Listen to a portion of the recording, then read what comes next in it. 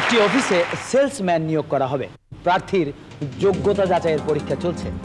ঠিকানা কি? কখনো গাছতলা, কখনো বটতলা, কখনো রাস্তায়, কখনো পার্কে, কখনো প্ল্যাটফর্মে, কখনো সিঁড়িঘরে। যেখানে রাইট সেখানে কাইত।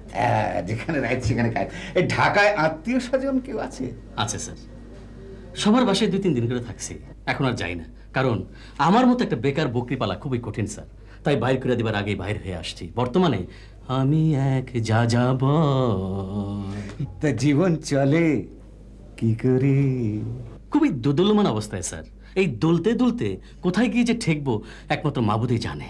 সংসারে কে কে আছে? মা আছে, বাবা আছে, বোন আছে, মনে অনেক স্বাদ আছে, স্বপ্ন আছে, কল্পনা আছে, একটা মাথা আছে, আর মাথায় কিঞ্চিত ব্যথা আছে। ব্যথা আছে নাকি? জি স্যার, কিছু কিছু মাথা আছে কখন যে ব্যথা আরম্ভ হবে নিজেও জানে না স্যার। নিজেও জানে না। আচ্ছা, এই আপনার 2-1 আত্মীয় স্বজনের নাম বলুন তো। বাবার নাম দিলদরিয়া, মাতার নাম হুড়মুড়িয়া, আমার নাম স্বাগত, বোনের নাম ভাগত। স্বাগত বুঝলাম, ভাগত এটা আবার কোনো নাম হলো নাকি? স্যার, আমাদের সমাজে ছেলেদের আদর বেশি, মেয়েদের আদর কম।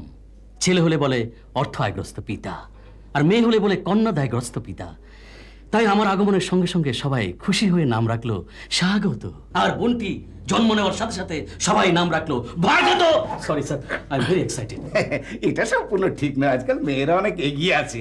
যাকে যাক, তো এই যুদ্ধ টুদ্ধ তো দেখেছেন, হ্যাঁ? এই যুদ্ধের সংজ্ঞা কি? কোন যুদ্ধের কথা বলবো স্যার? মহাযুদ্ধ, মুক্তিযুদ্ধ, জীবন যুদ্ধ নাকি খণ্ডযুদ্ধ? এই চারটেই বলুন। মহাযুদ্ধে মানুষ ধ্বংস হয়, মুক্তিযুদ্ধে মানুষ মুক্ত হয়, জীবন যুদ্ধে শক্ত হয়, আর খণ্ডযুদ্ধে সব লন্ড ভন্ড হয়। কি করে বুঝলেন?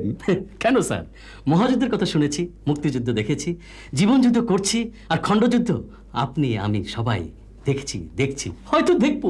আচ্ছা, এবার বলুন তো কোন আগুন দেখা যায় না? হৃদয়ের আগুন। এই তো কবিতা হয়ে গেল, বাস্তব উপমা দিন। তাহলে স্যার, কিছু কিছু গার্মেন্টসের আগুন কখন যে লাগে, কখন যে নেবে কিছুই দেখা যায় না, অথচ জানমালের ক্ষতি হয়। Very sad. যাকে তো চাকরির কোন অভিজ্ঞতা আছে? নেই, আপনি দিলেই হবে স্যার। আহা, আমাদের কোম্পানির মাল মেটেরিয়াল বিক্রি করতে পারবেন তো? স্যার, বিক্রি করা তো কোনো সমস্যা না। কেন হলো সমস্যা? কারণ বিক্রি করতে পয়সা লাগে না, কিনতে পয়সা লাগে। আহা, আমি বলছি যে এই কোম্পানির প্রোডাক্ট বিক্রি করতে পারবেন কিনা সরাসরি বলুন। স্যার, চাকরি দিয়েই দেখুন না। আরে আপনার কোম্পানির মাল তো দূরের কথা, প্রয়োজনে আমি কোম্পানি শুদ্ধ বিক্রি করে দেবো স্যার।